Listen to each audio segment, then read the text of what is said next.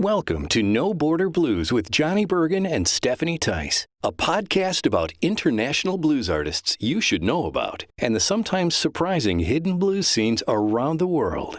Johnny is a Delmark recording artist who regularly tours and collaborates with international blues players. And Stephanie recently produced the No Border Blues Japan CD, the first American compilation of the underground Japanese blues scene. This show is sponsored by Chicago Blues Network, bringing Chicago blues to the world.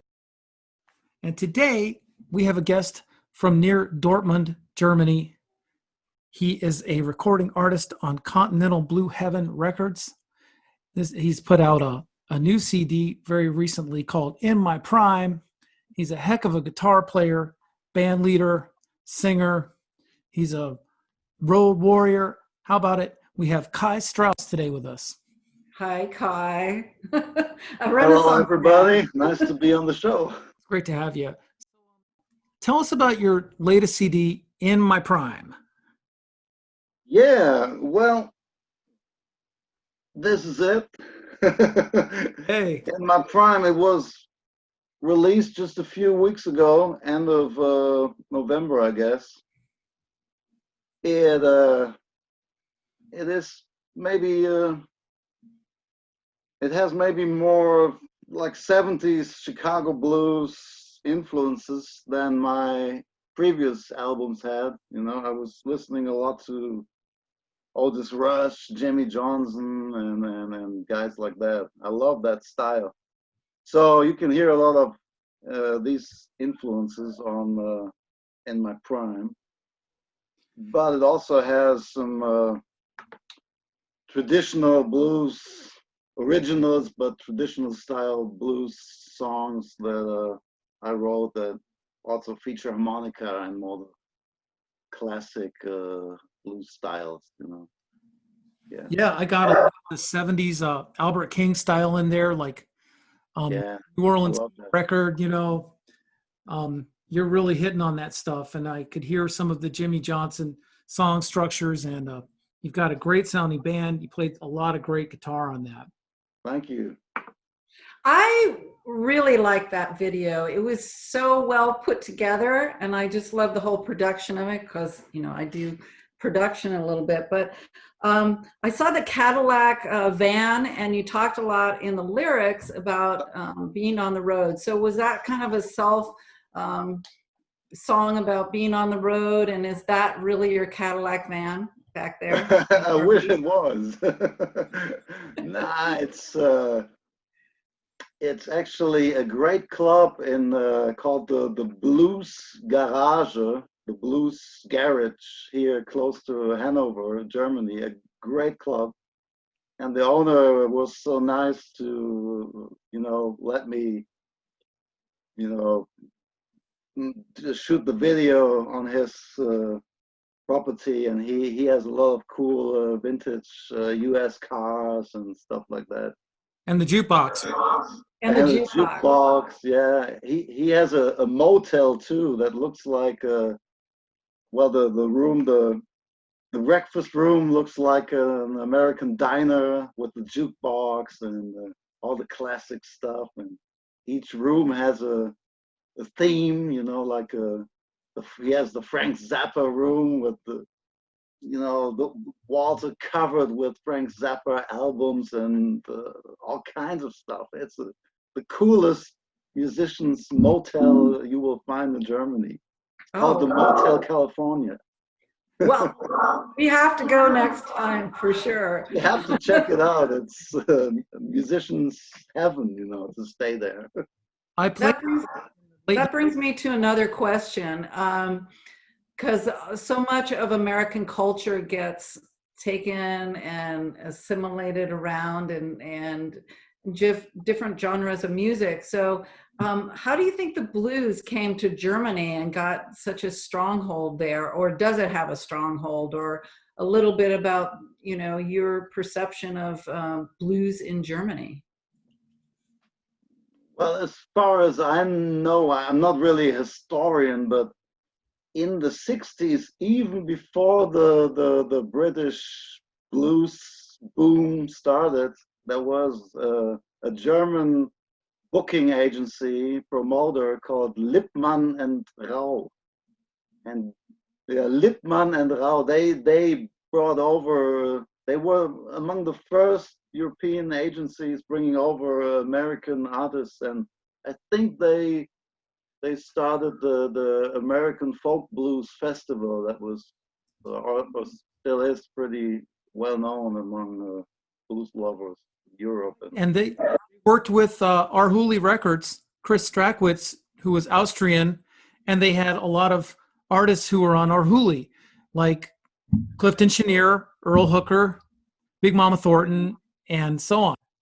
Yeah, and I think they were even a little earlier, you know, active than a lot of guys in Britain. But yeah, well, it kind of all happened at the same time, maybe in the mid '60s or early '60s when Europe got interested into real American blues. Yeah, I don't know. We heard it and we loved it. I guess That's so. how it goes. That's why we're Just so as simple interested as in that. international blues. What's there not to love, Kai? Exactly. Well, I'm too young to have. I've never experienced the '60s blues boom, and I'm even too young to. I haven't listened to a lot of British blues either. You know, when I started getting more and more into blues in the maybe mid '80s as a teenager, you know, I was listening to Stevie Ray Vaughan was big, also over here, you know, and I liked Albert King and B.B. King, you know, but I never put a lot of attention to the British blues scene, you know, not at all. I only listened to American blues from Well, T-Bone Bradley to Stevie Ray Vaughan. style, you know what it is. I think that's don't fix it if it ain't broke. Yeah, you're right. I mean, why listen to, you know, this or that guy when you can listen to the original, you know? So speaking Better of to playing learn from the Kai, original than from the copy, you yeah. know? Even if the You, copy is great. do you think you could play a little something for us, Kai? I'd really like to Yeah, I can just play a a little bit. something. I can try. Like I said, you know, it's acoustic blues is not really my Oh, main thing. that's fine. Can you hear that? Sounds great. But I wrote a song just in March or so for this album. It's called The Lockdown Sessions. Oh, cool. And it features artists from Germany and all over Europe and even some American artists. Hockey So I wrote on that, and he has also been a guest on No Border Blues. Who is that? Aki Kumar, the harmonica. Aki Kumar. Yeah, he plays on my song. Oh, I mean, I wrote the lyrics, and the three of us wrote the music, so to say. You know, I recorded it, just the acoustic guitar and vocals, and then Aki Kumar added some great harmonica, and Fred Kaplan is on piano. Fabulous. That's a hell of a trio. That's a hell of a trio. Well, a hell of a duo plus myself. So I'm gonna ruin it now and try to play the song for you guys just by myself, and it's called the World Crisis Blues.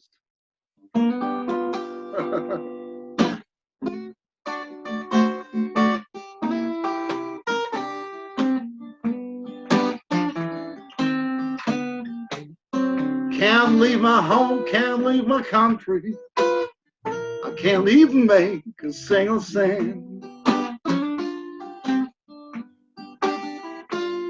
Can't leave my home, can't leave my country. Can't even make a single cent. Yeah, you know the world is in a crisis. We need your help, Mr. President.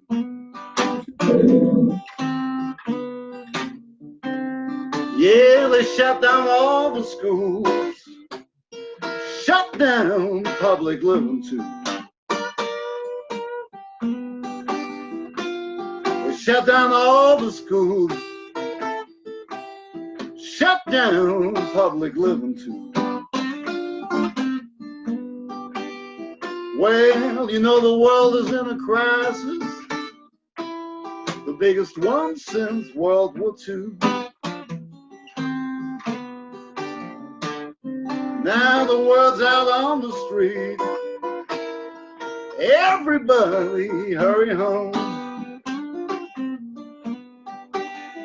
Yeah, the word's out on the street, everybody better hurry home. Well, you know the world is in a crisis, from Houston, Texas down to Rome. All right.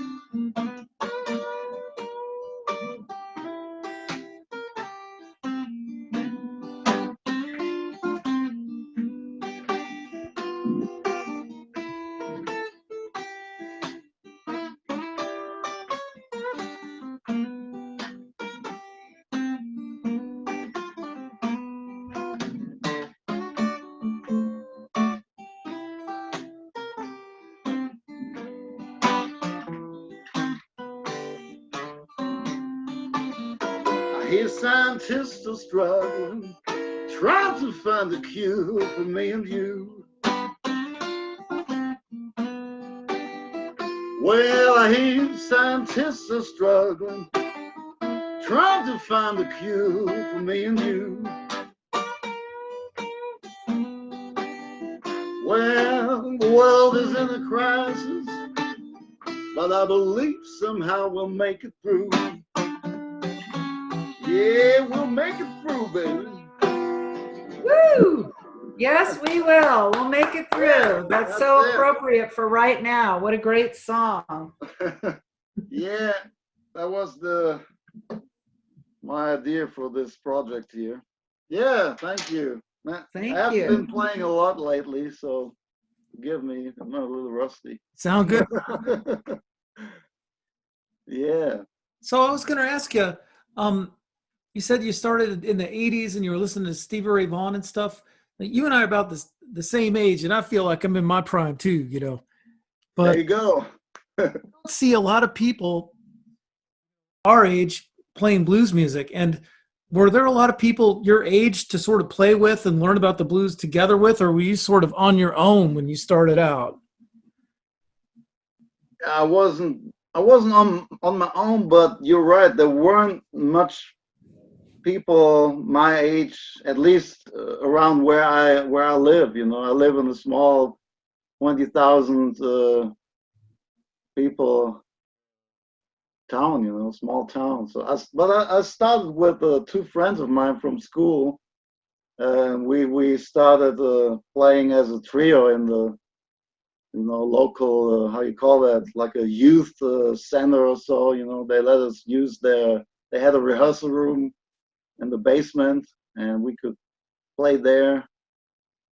And as soon as I got my driver's license, I was able to go to Osnabrück, which is the next bigger town, half an hour from where I live, and they had a weekly jam every Monday night, blues jam. You know, that's the one I'm still normally. Now I'm the house guitar player, and but it all started out with me, 18 years old, driving to that jam session, once a week, and that's where I learned a lot about.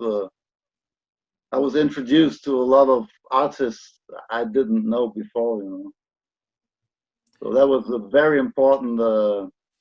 I'm telling you, blues jams are very important for young musicians. They are. They are.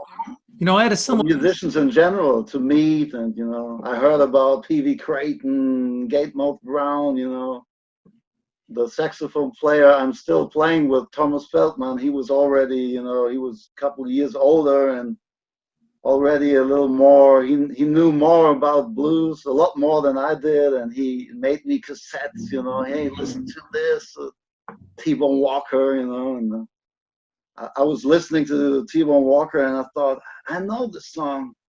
I don't know which one it was. Maybe I heard it from on a Ronnie Earl album or so. Maybe T-Bone Boogie, or I don't know what. One of T-Bone's songs they covered on a Ronnie Earl album. And then I heard the original for the first time. I thought they were already playing it 30 years earlier, Right. And part of it was note for note, Sure. So from then on, and even still today, I'm a big T-Bone Walker fan, for example. Some videos of you playing T-Bone, and you sound great on it. And Eddie Shaw once said, "It takes 20 years to make a blues man." At least I think I'm still working on it. Just to put you on the shelf as a blues man, you first barrel for 20 years, kind of, and Yeah. going to the blues jams and learning from your peers and people who have been more exposed to the music than you have. It takes a long time, and It you does, yeah. really put that work in. And I just think it's so cool that you are hosting that you were part of a jam that's gone on for 30 years. Yeah, I think it's pretty cool too. That's why I learned almost everything I know. And yeah, one day they asked me, you want to become the house guitar player, and it's important to have at least a house band of 3 or 4 people, so to make sure they are all the amps are always there, drum kit is always there, and at least, and if nobody shows up, we would have to play all night long, but that's never the case. Right. Yeah. Before Corona, we always had a lot, maybe 20-30 musicians, going there every week. Pretty popular place for Germany. That's great. And you've done it in your career, in addition to making your own very good recordings, is bring over different musicians from Europe and from the United States. How has that played a part in your career? Well, I think it helped me a lot to get maybe a little more attention.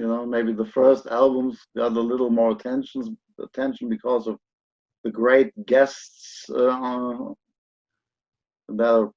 I'm playing with, and it all started with before I started playing under my own name. I played with a guy from Texas. We're still good buddies, but we just don't play together anymore. Memo Gonzalez, he lives in Germany.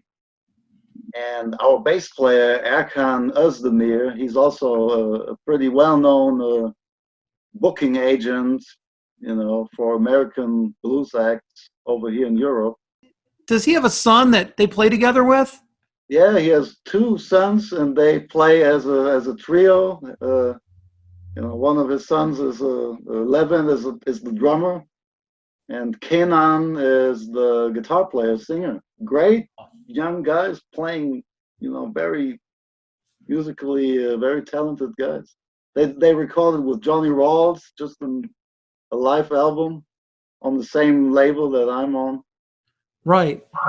And They're also on the Pittman. They did another one with Sean Pittman. Erkan helped me because Erkan already had good contacts to American artists, and he was bringing over Darren Newlish and Sugar Ray, Norcia, and guys like that. So whenever they were on tour in Germany, Erkan helped me to get in, contact with them, and I asked them, would you like to sing maybe a song or 2 on my solo album? And yeah, everybody agreed. So that's how my first solo album, it's simply titled Electric Blues, but it features a lot of great artists like Darren Newlish, Sugar Ray.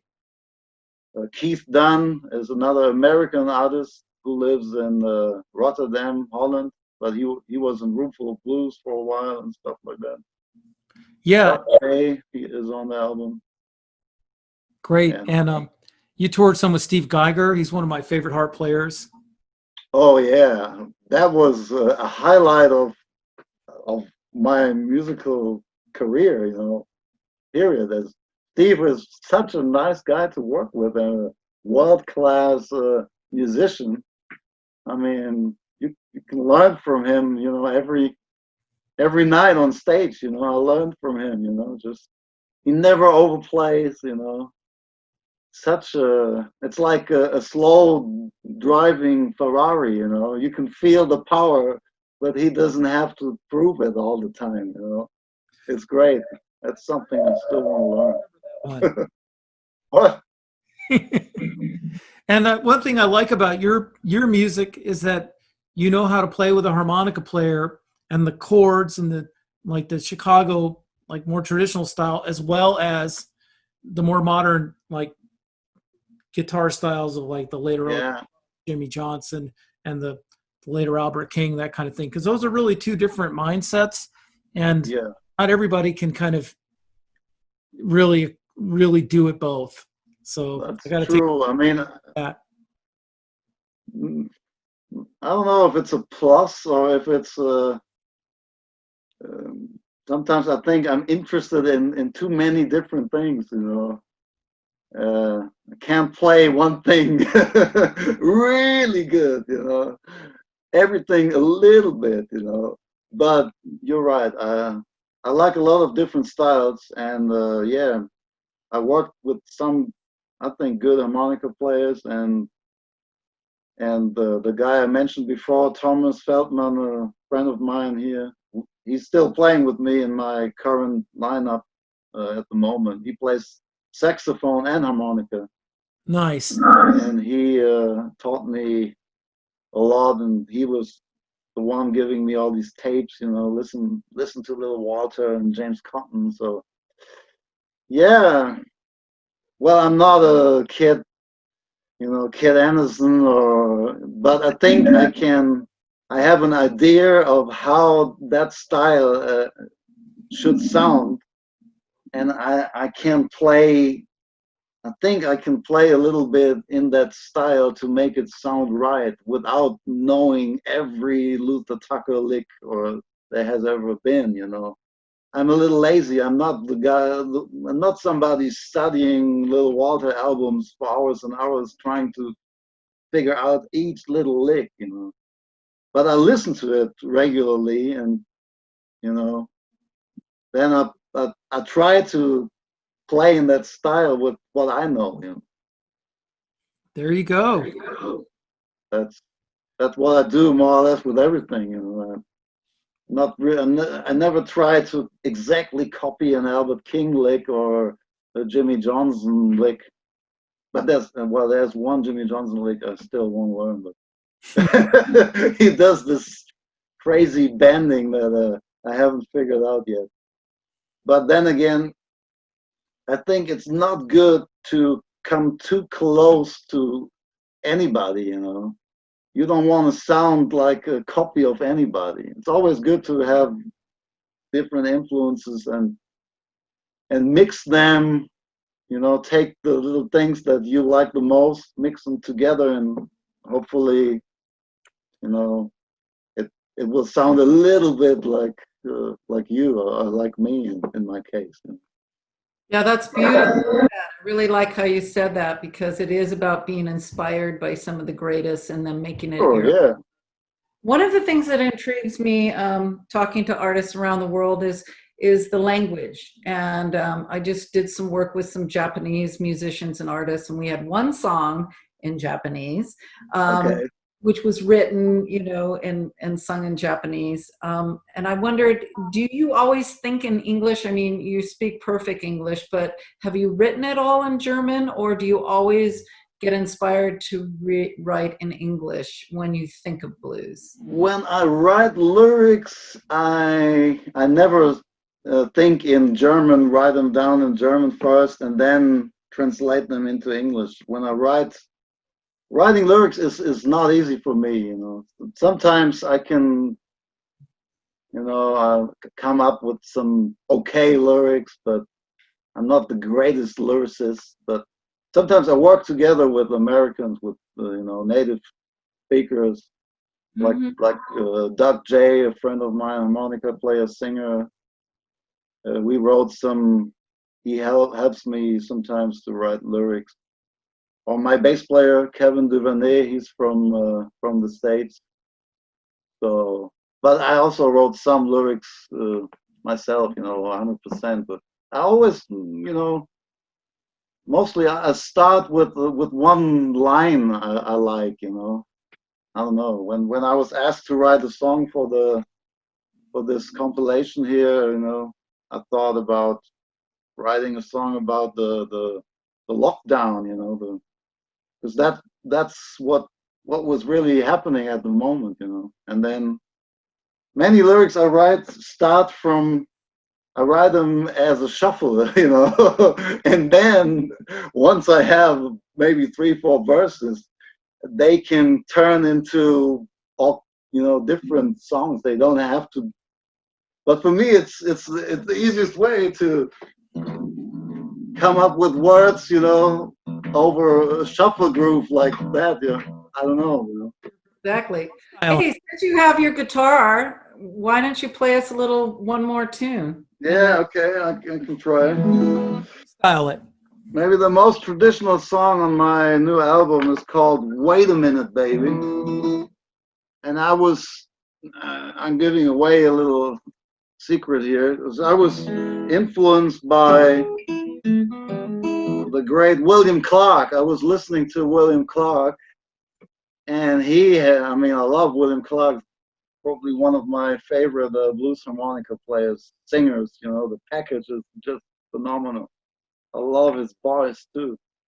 And so I was listening to his stuff, and that's what inspired me to write this slow blues. Okay, I can try to play it.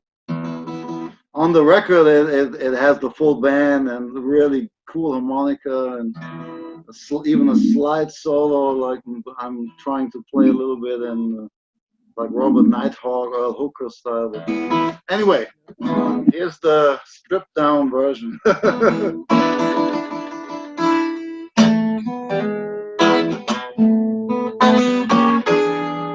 Wait a minute, babe. Let me have a talk with you.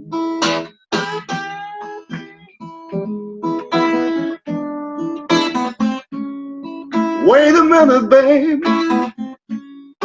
Let me have a talk with you.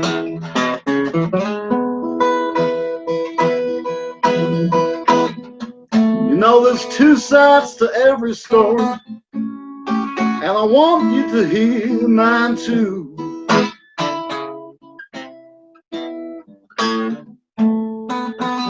I fell in love with you, darling, the first time I saw your face.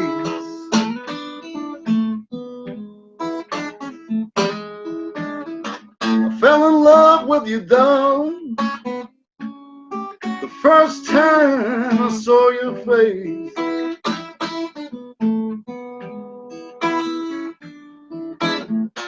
I still want you, pretty babe. Ain't nobody can take your place. Nobody.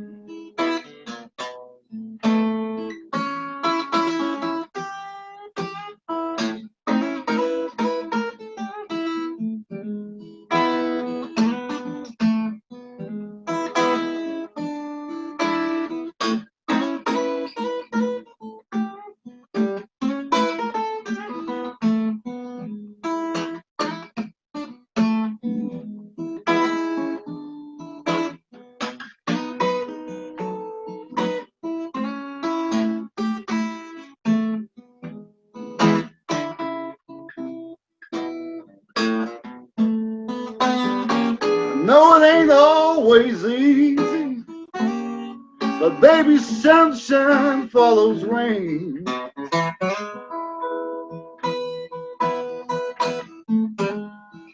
I know it ain't always easy, but baby, sunshine follows rain.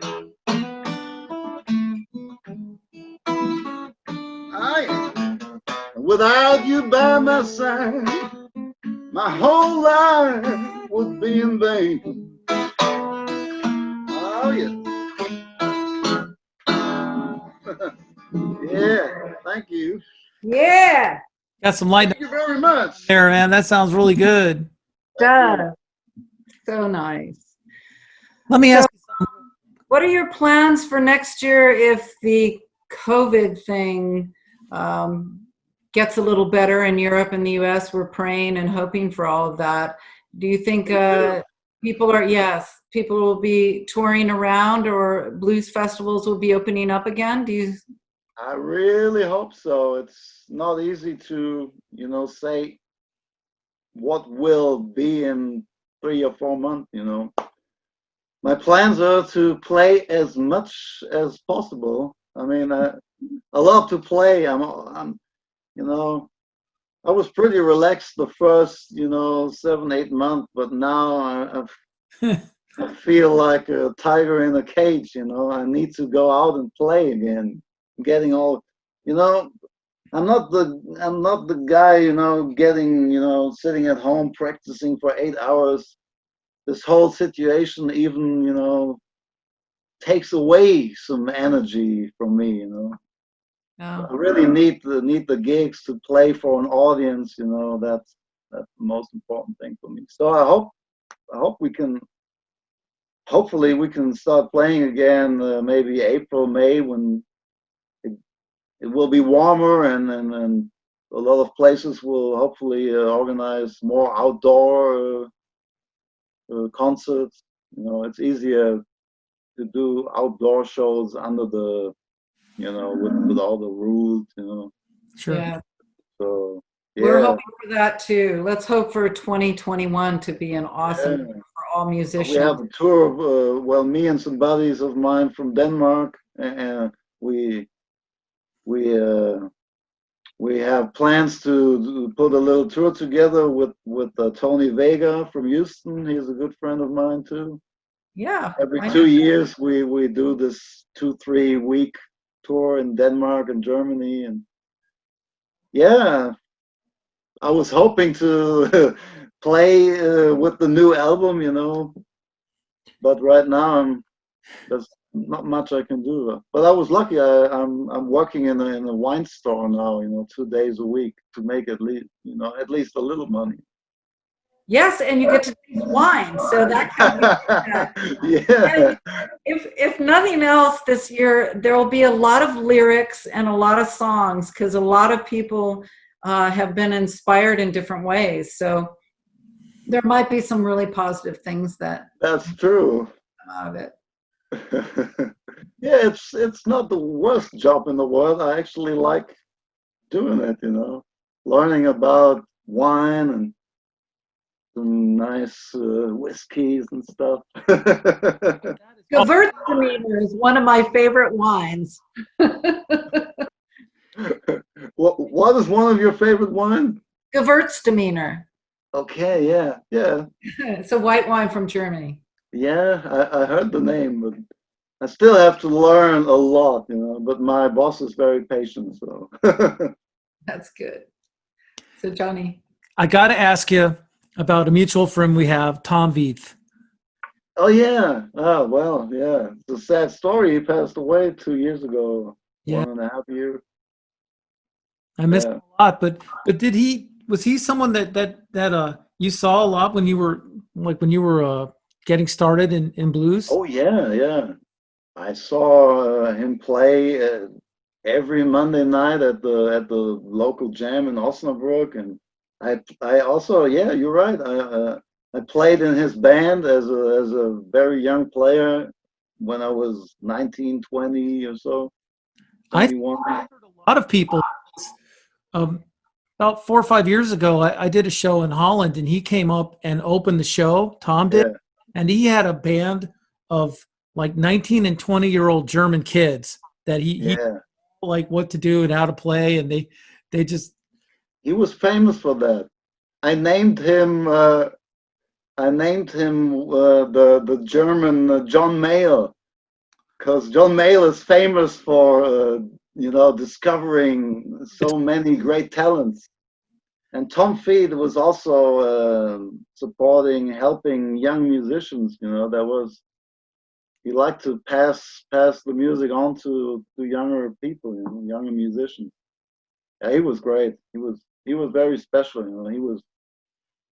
The older I get, the more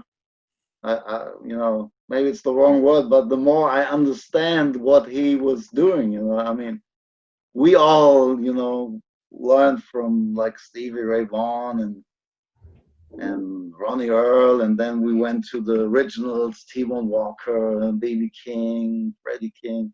But Tom Feed, I think he was a pretty authentic player, if you can say that about a European player. Any day. I mean, I don't think I mean, I don't want to start a big thing here, but I don't think Tom Feed had one record in his home by a white guy. He was listening only to the real, mostly Chicago blues stuff. His whole life. That's the way he sounded, like Fenton Robinson, Magic Slim, and these guys. Really good. yeah, he had that raw sound. I miss him so much in Chicago. Yeah. Anyway, I miss him a lot, and I just wanted to talk to you. We all miss him. Yeah, he was sick, and I don't know when he went to hospital, and then just a few weeks later he passed away. It was a very sad,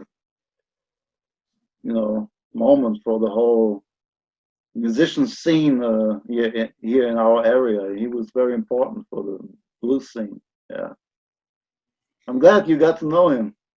Yeah, I knew him really. I saw him a lot because he'd spend his whole vacation in Chicago.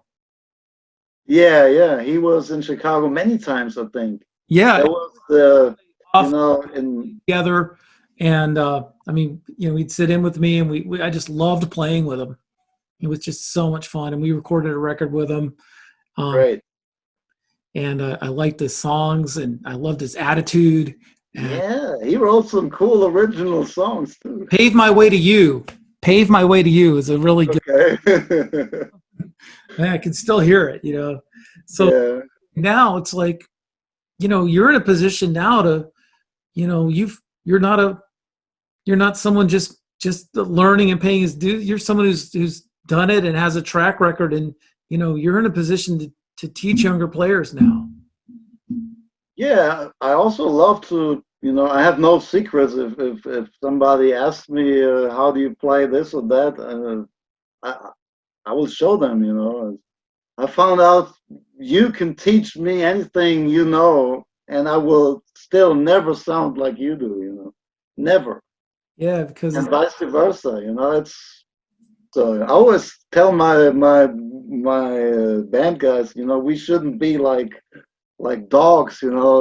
A dog, when he sees another dog, he starts barking and getting all mad. Instead of being happy to see another dog among all these humans. So if we meet another blues musician, we should be happy and help each other instead of thinking in terms of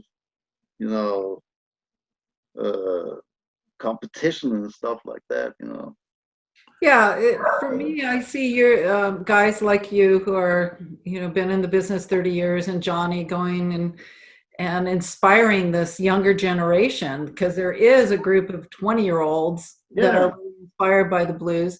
They don't have the life experience, because I think a lot of it is going through life and some of the trials and tribulations that you go through that kind of add that spice to the blues sound. But there's definitely people that you are inspiring and who hear your work and are interested in the blues. So thank you for that. Thank you for inspiring the next generations. And hopefully next year we'll be able to open up some clubs and inspire some more people. That would be great. Yeah, I hope so too. Thank you. Yeah. To your point about the dogs, You know, Stephanie always calls that playing nice in the sandbox, you know. Yeah. Gotta play nice in the sandbox. That's for sure. Not easy for any of us, you know. So we better help each other and support each other, you know. It's like a big family, you know. We are. That's Well, right. Kai, I want to thank you so much for joining No Border Blues today. And we hope to see you next year sometime. And if you do get to the States in the next year or so, we'll get together and we'll play some blues. That would That be sounds like a great plan to me. Thank you for inviting me. It was a pleasure. This has been No Border Blues with Johnny Burgin and Stephanie Tice. This show is sponsored by Chicago Blues Network, bringing Chicago blues to the world.